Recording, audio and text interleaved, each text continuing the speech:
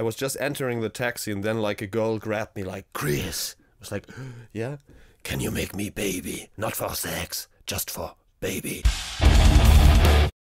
Hello you metal pilgrims and welcome to the new episode of our interview series in which Chris of Lord of the Lost will speak about the band's upcoming studio release, future live shows and much more. A very quick note before we start though, and especially for those who are new to the Metal Pilgrim channel, please do not hesitate to comment on anything you hear or see in this video, and I personally would love to see you back for more exclusive rock and roll content, so don't forget to click on that subscribe button. And if you haven't yet, make sure to check out the latest episode with the legendary Rob Halford of Judas Priest. But for now, buckle up and enjoy it. Here you go.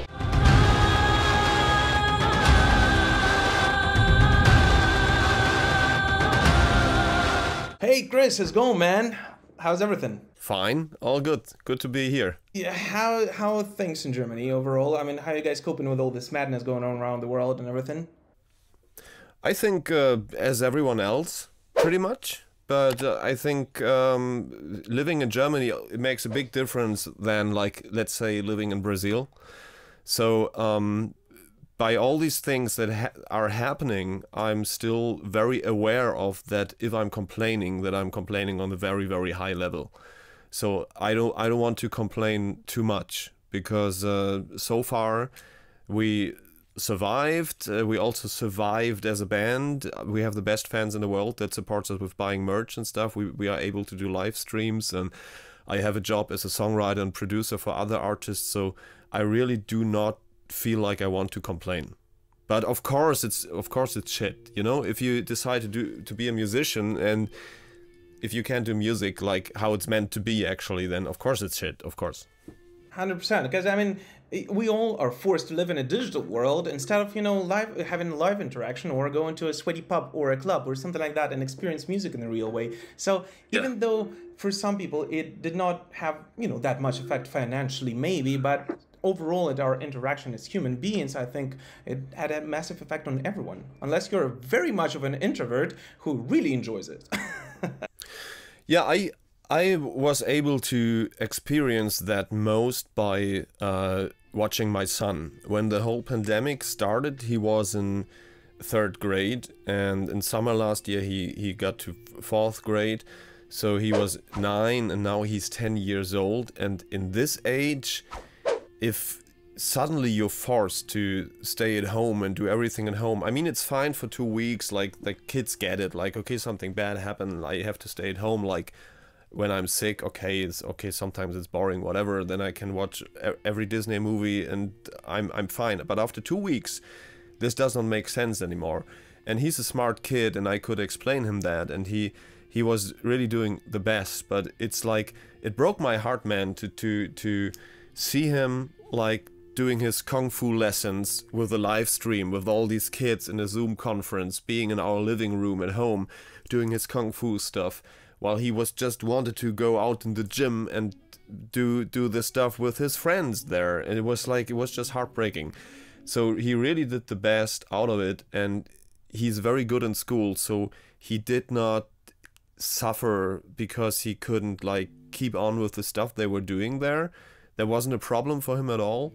So also there, we're on the good side, but it was, I really hope it's gonna be over. First of all, for my kid, not for my music. First of all, for my kid. And I think that at this point, all of the humanity is willing to work together. At least it looks like, and we kind of see the light at the end of the tunnel already. I'm actually from Ukraine myself, and you know, in Ukraine the same thing. I mean, restaurants are starting to open and everything, you know, and it looks like there might be concerts very much soon, and you know, and hopefully this will get back to normal, whatever the new normal will be. And it's funny that you say Ukraine, because it's planned for us to play a festival in like 6 weeks in Ukraine. We were booked for Faine Misto festival in the end of July, which is a huge festival in Ukraine, and I still can't believe that it's happening. I will believe it when I'm there. So far for me it's like, okay, we are booked there, we have flights booked whatsoever, but I don't really take it for serious, not because I don't trust this festival, I just don't trust the situation. So I really don't want to look forward too much. I think everyone is excited, right? Everyone is excited to go back on the road, and hopefully this will happen this, this year. I'm actually scheduled. I'm scheduled to go to Faine Misto and experience it myself. Hopefully, we'll catch you live there, and next time we'll have, great, yeah. we'll have a proper interaction, not an online one. And of course, you Please. guys will bring the new album. Either there or wherever on road you will be heading, because the new Lord of the Lost album is out on July 2nd via Napalm Records. So congrats on finishing it up despite any pandemics or anything that is going on around the world, man. So can you take us back for just a little bit for when you actually started working on it, and remember what was the creative process behind it? We started, I had the initial idea to work about this concept because I found Judas as a character like very inspiring, not just the biblical aspect, because this is not a religious or like a pro or contra religious record. It's more about like that I find the whole functionality of the character of Judas very inspiring. And I told this to the guys of the band in early 2019. It was the same time where I was doodling around with the pen and paper and scribbling this new logo of ours, which is a J for Judas and also the inverted cross, which gives you the feeling like you understand it on first seconds. Oh, it's an inverted cross and it has to be something bad, and then you're like, oh no, it's a J. So there's something more behind it to see, like in the character of Judas itself. And then we were like, okay, this is gonna be the topic for the next record. And then in early 2020 we were on a European tour for 2 months, and this is when me and our guitar player P were starting to analyze everything we could actually read about Judas, like going through the 4 Gospels in the Bible, reading in the forbidden Gospel of Judas, and then with the theology professor who helped us, gave us lots of analysis by philosophers, by theologists, by whoever, like all the things, like to get all these different point of views on Judas. And there was like an entire world opening, like a gray area which was between Judas the traitor on the one side and Judas the actual savior for making this happen on the other side, and so much in between. So many like also weird theories, like Judas and Jesus like switched places, and actually Judas died on the cross for him. Like, it was just super fascinating. So we had this topic to go to, and then we met exactly 1 year ago here in the studio. My colleague is saying something. Thank you, bye. We met here in the studio, band and crew and a couple of other guys from other bands who we like to work with, and started writing songs for 1 entire week. And after this 1 week we ended up with 40 ideas. And we were like, it's a pandemic, we have a lot of time, unexpected time, we're gonna do a double record for them. Okay, makes sense. So, and funny you mentioned that, because that was going to be my next question. But can you expand on it a little bit? So, just to clarify, did you not try to make a religious statement with this release at all? No, not at all. We're agnostics, and being agnostic means that you do not do things that religious fundamentalists or atheists do. A religious fundamentalist says he does not believe, he knows. He says there is God and there is only my God and there's only one God and there can't be any other gods. On the other side you have atheists that say like there is no God, it's not logical, there cannot be a God. It's both like positions that pretend to know everything. The agnostic point of view is more like, yes, of course, there can be a God. There cannot be a God. As long as not explained, it doesn't really matter. This kind of agnosticism is called ignosticism. It's some kind of weird point of view which comes most close to what I actually think, because I'm a kind of person. I have moments in my life where I'm like, okay, this and that feels like a higher power, but this higher power never had place in any kind of church which was offered to me by society or any kind of institution. It's just something that happens inside myself. And this is what I find interesting about the character of Judas. We see Judas more as a philosophical figure which kind of dwells between good and evil from whatever point of view you take this kind of story, which is so much what actually happens to each single one of us in society, like every day. So we are not trying to make a standpoint here. We're not trying to be anti-religious or pro-religious or even being satanic or something. Not at all. It's like more about like the fascination about the character of Judas. Of course, we like to play with Christian symbols and the stuff. We were raised in a Christian country, and it's interesting. And we are big critics of like institutional churches that work with oppression on the people that actually believe, but we are not contra or against any kind of belief or believer in general. This is not what Judas is about. No. This is really interesting, and I really don't want to get too deep into theological discussion here, rather to focus on the music, of course, but we kind of have to with this record. I don't mind. You can ask me whatever I want. So it's like This is great, and I just kind of wanted to build off what you were saying. I am religious, right? And I'm religious by choice, actually, not by, by society, because I was raised that way, mostly.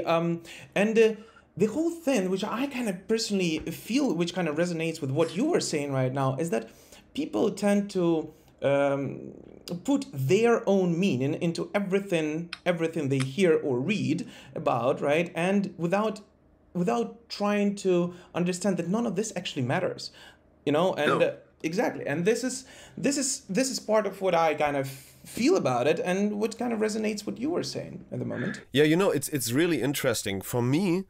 One thing that I have understood through all these years, that tolerance is not a one-way street.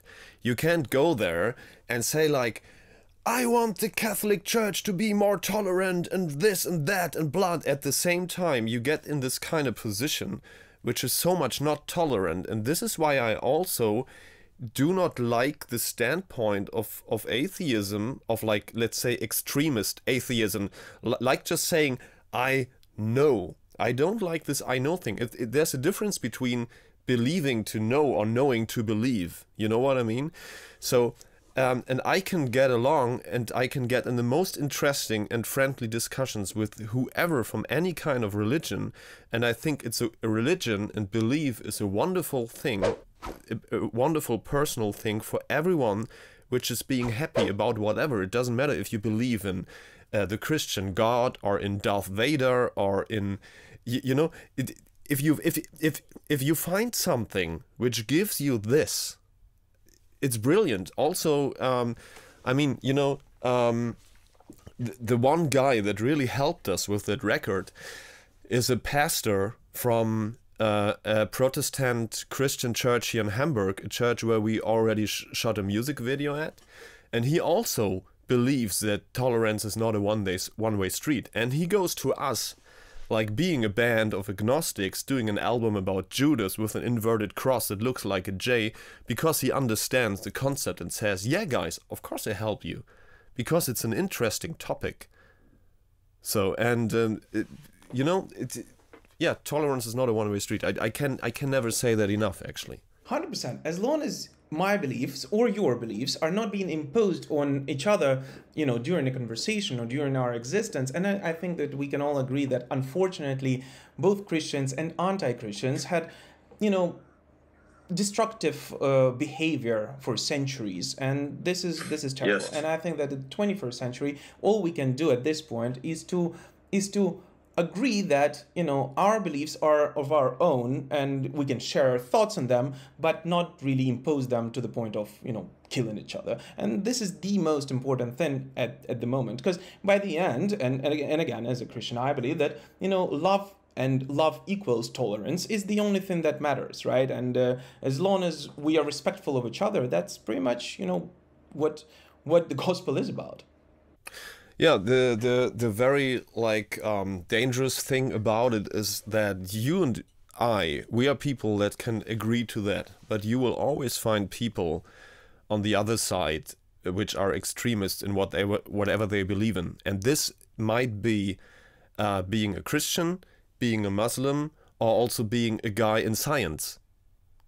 Whatever it is, in some kind, science is a world religion on its own, because it's based on theories as well. you know. And this is what I find so super interesting about it. So I can talk about that for hours. And I like a question which I actually get a lot is like, why, as an agnostic person, are you that fascinated about the character of Judas? And then I always say like, hey, I am that fascinated about Lord of the Rings, and I don't think that Middle Earth is true. You know, I'm a huge Tolkien nerd, man. By the way, so we have a separate series on the channel called Tolkien and Metal. Yeah, great. But you know what I mean? It's like some people don't understand or think that it's legitimate to have a topic like that without being like a extreme believer. I'm like, why? I don't get it. Why can't I be inspired by something without saying it's 100% history and it's true? You know, same goes for Star Trek or whatever. And going to the music itself, this is a double album, which is being split into, you know, divided into two parts, Damnation and Salvation. And while the two parts are very coherent, I'll be honest with you, right? They are rather different, at least in my personal perception, because, I mean, they felt different when I was listening to them. So is there any special idea which lies behind it being split into two, or is just, you know, did you intend to write it as a double record from the start? We intended to write it as a double record from the beginning because we wanted to do something big for the 7th album, and of course, you know, the pandemic. We had the time, 100 shows got cancelled, so we were like, okay, we have the time. The thing why we split it in two parts and not just left it at one or split it in 3 parts or whatever is very simple. CD. It's the yeah, of course. It's the maximum length of a CD. Let's say a CD would only, I don't know, take like 40 minutes, then it would be like a triple record, you know? This is what we had to do. Even in times of streaming and downloads where people like can listen to the 24 songs, of course you have still CDs. Luckily. So what we did is like we said, okay, we have to go in 2 parts. So we said, let's start with the obvious one, because when you think about Judas, the first thing you hear is something bad. When I tell you, you Judas, it does not seem like a compliment. So let's start with the darker side, with like Judas being damned, you know, for 2000 years already. And then let's end with the brighter side, so which kind of reveals different kind of aspects of the story and shows Judas as part of being a savior or a martyr alongside Jesus Christ. And it's not like that all songs are like split, like this is a dark song, this is a bright song, because as I said in the beginning, it's a gray area. But we were trying like which song tends to be on the one or the other side. So we kind of had to divide them. And we did that very, very early, also before all the lyrics were 100% written. So we divided them very early. And so we could work them out in detail later, like to this concept. And we also divided them very early and set the final track list very early, because we wanted the songs to develop into another, like crossfade in one another. And so we had to rewrite some ends and beginnings of the songs, some endings and some beginnings, because what we wanted for that one was like a movie for the ears, you know, like you close your eyes and you have this movie feeling. And we kind of like the break in the middle. Speaking about Lord of the Rings and the extended versions, you also have the break in the middle in the cinema on the DVD version. So you go to the fridge, grab another beer, you go pee, wash your hands, I don't know, go back, and then, you know, you go into the second part. We wanted that feeling. Like you start with part 1, listen to it, and then like after 1 hour you're like, oh, that was a fucking lot. Then you take a walk with your dog and come back, listen to the second part, to have this cinematic feel to it. Yeah, it totally makes sense, and it's really interesting because what you just said, right? That you kind of divided them early in the writing process, because it is obviously, you know, a conceptual album, right? About a person, yet it is not a conceptual album is in a, you know, regular way where one song kind of leads to another and you have to listen one of them after another, or otherwise you kind of miss this thread. And for the past, I had the album for the past, I don't know how many weeks now, but I kind of could, you know, pick a song from each one of those sides or discs, and and kind of enjoy it on their own.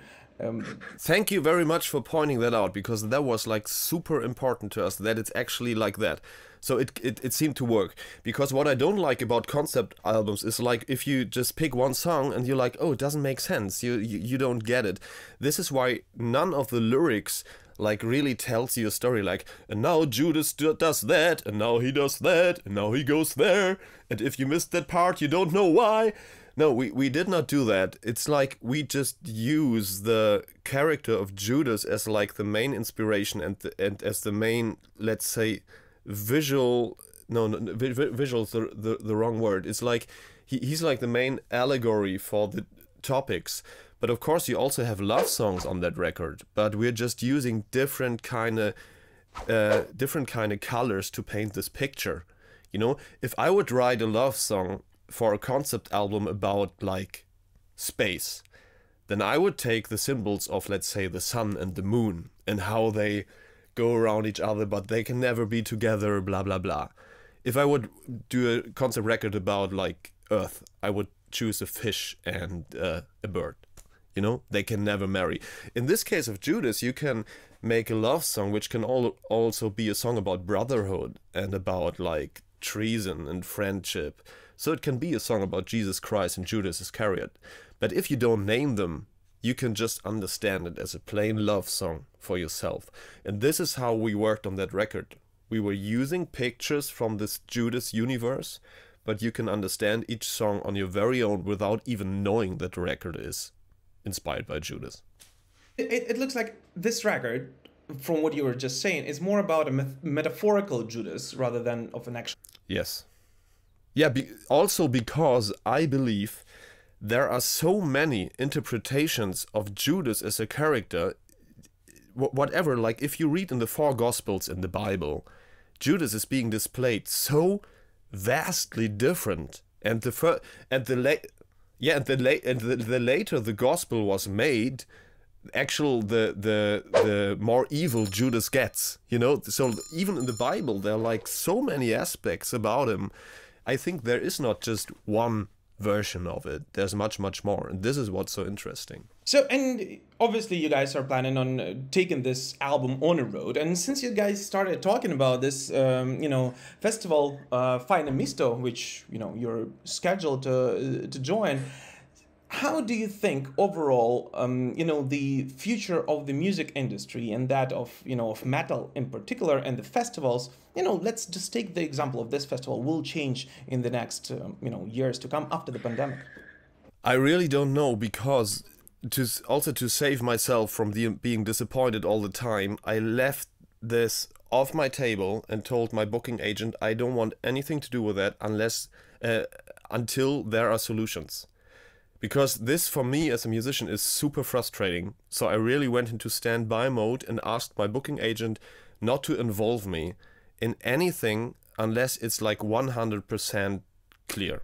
So I really do not think about it, because if I start thinking about it, I'm getting sad and frustrated.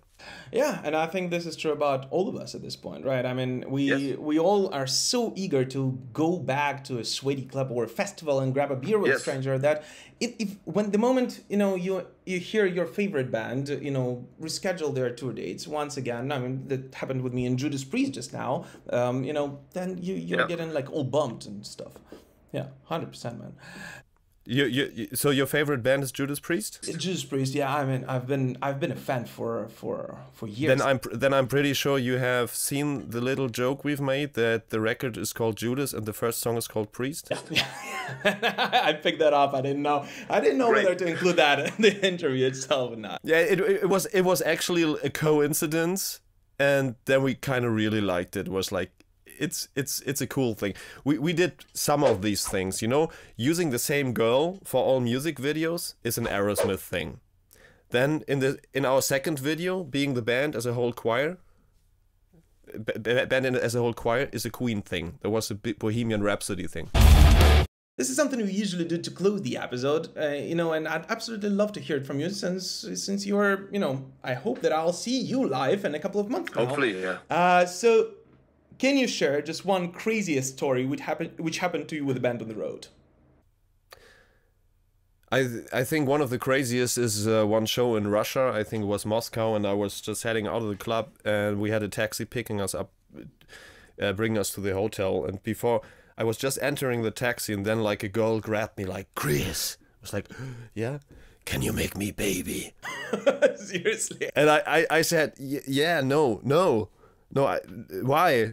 Can you make me baby? I said, I don't really feel like sleeping with you. She was like, not for sex, just for baby. Seriously? And it was like, I don't know, maybe next time. Bye. So, that's one of my favorite stories. I love it. That is hilarious. Have you ever seen her since then? In a show or something? In the first row? I don't think so, no. But of course, I have made her a baby. Then just be careful going back to Russia next time, and look out for a crazy girl in the front row. Alright, bro. Thank you so much for the time, man. Thanks, you. Chris, Lord of the Lost. See you, man.